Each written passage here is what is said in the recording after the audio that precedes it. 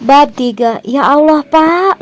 Mak Dami berteriak. Perempuan setengah baya itu panik melihat suaminya terkapar di kamar mandi. Pak, Pak! Mak Dami berusaha menyadarkan suaminya. Berkali-kali dia memanggil dan mengguncang badan lelaki yang sudah membersamainya selama bertahun-tahun itu. Namun tetap saja tak ada respons. Mak Dami terpaksa meninggalkan suami untuk sementara. Dia berlari ke rumah salah satu tetangga yang rumahnya cukup dekat. Wanita itu sangat ketakutan, wajahnya pucat dengan napas tersengal. Tangannya gemetar ketika mengetuk pintu tetangganya. Budi, suara Mak Dami bergetar memanggil yang empuknya rumah.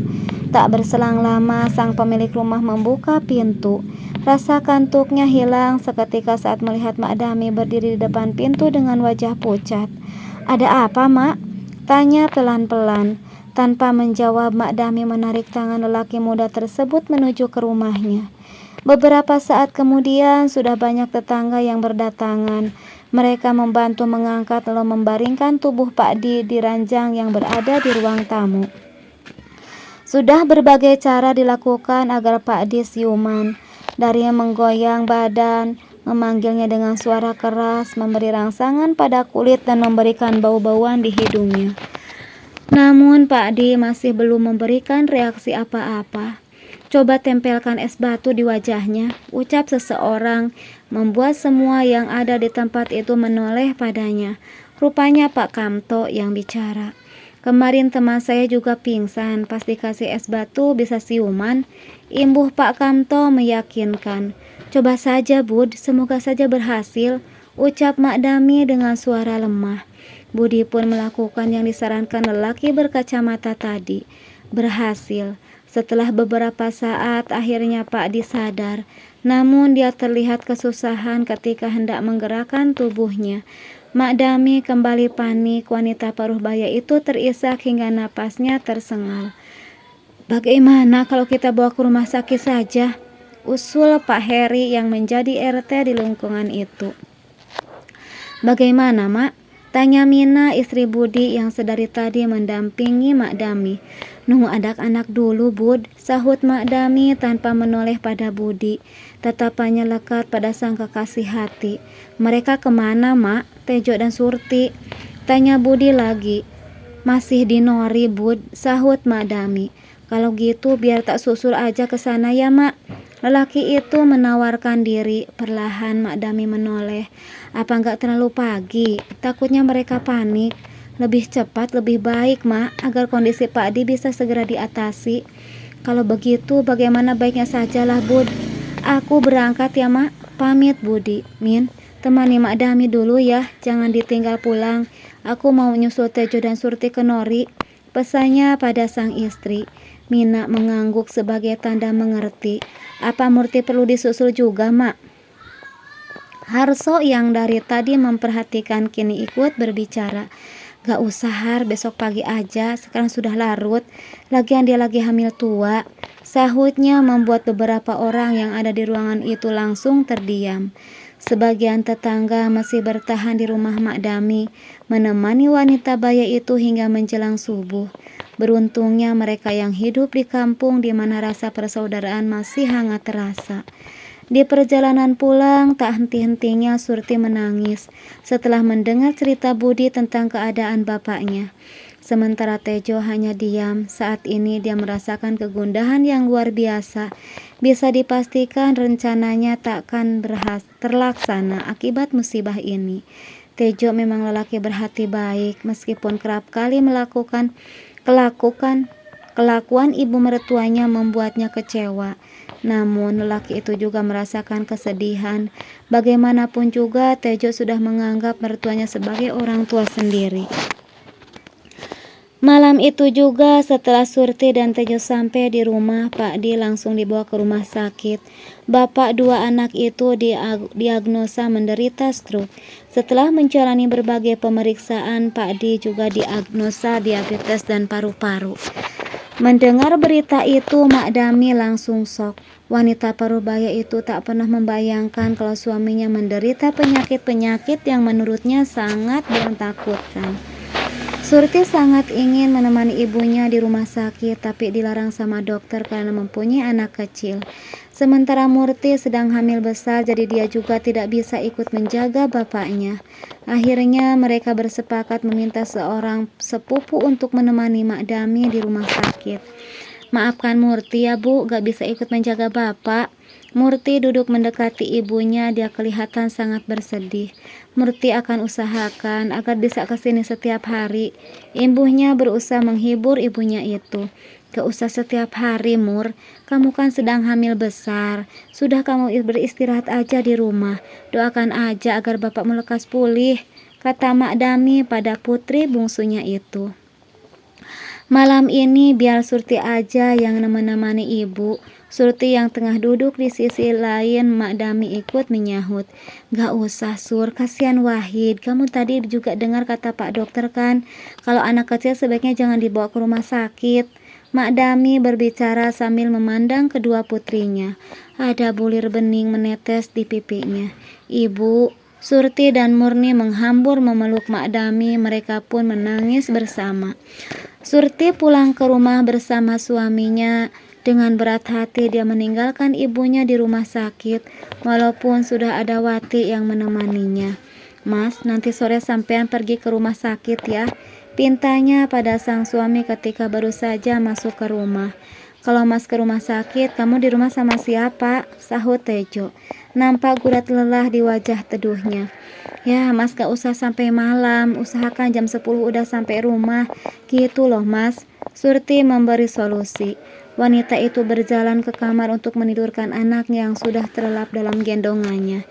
Ya udah, kalau gitu Mas mau ke kandang dulu, tak mempedulikan rasa lelah di badan. Lelaki itu gegas menuju belakang rumah di mana sapi-sapi sudah menunggu untuk diberi makan dan minum. Biasaan kalau dari mana-mana mesti sapi dulu yang diingat.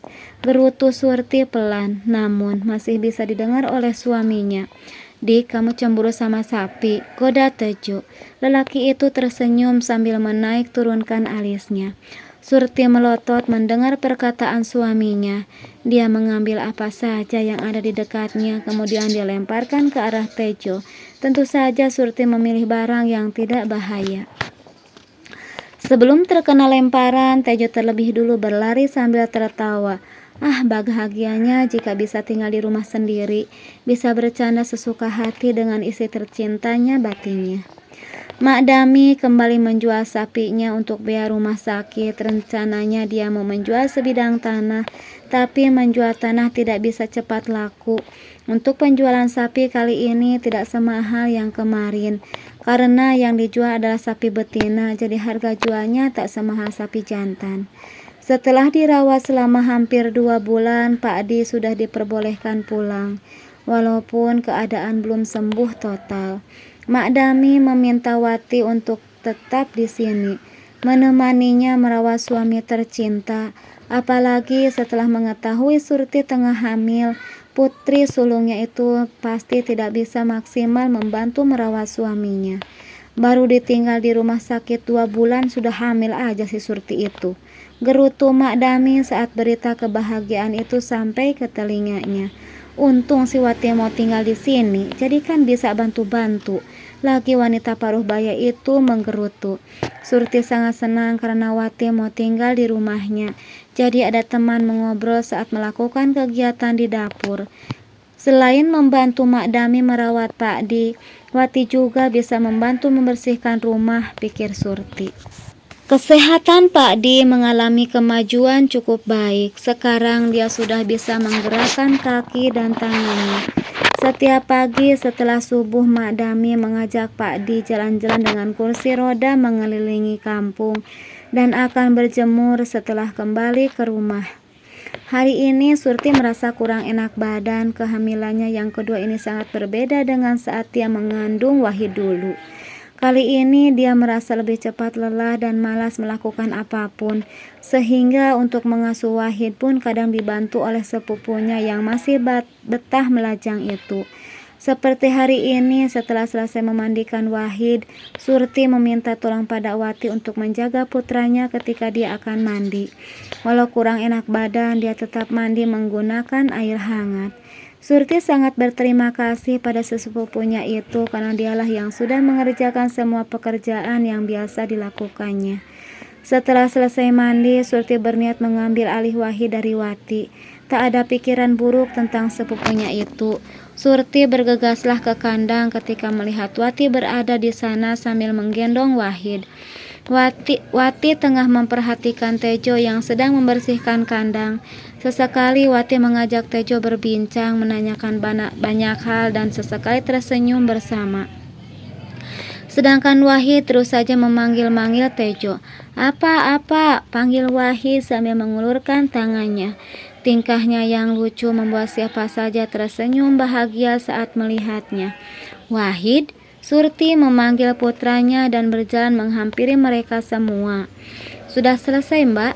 Sarapan sekalian aja, biar Wahid sama aku dulu, sahut Wati cepat agar dia bisa berbincang lebih lama dengan suami sepupunya itu. Sudah, Wat, ucapnya sambil tersenyum. Ayo sini sayang ibu. Ayo sini sayangnya ibu, imbuhnya sambil meraih Wahid dari gendongan Wati. Sekarang gantian kamu yang sarapan, Gih, titahnya pada sang sepupu. Ya sudah. Dengan sedikit kesal Wati menjawab sambil berlalu, meninggalkan Surti dan Tejo. Sampean sudah sarapan, Mas? Tanya Surti lembut pada sang pujaan hati. Sudah, Dik, Tejo menjawab sambil tersenyum dan itu sangat manis. Setelah Wati pergi, Surti pun hendak menyusul masuk ke rumah. Namun langkahnya berhenti saat Tejo mencengkal pelan lengannya. Mau kemana? Sini dulu temani aku. Tejo melepas pegangannya, kemudian meraih dan menggenggam tangan istrinya. Tejo mendekat kemudian mencium Wahid, dan itu membuat Surti kesal karena sudah merasa dagdikduk.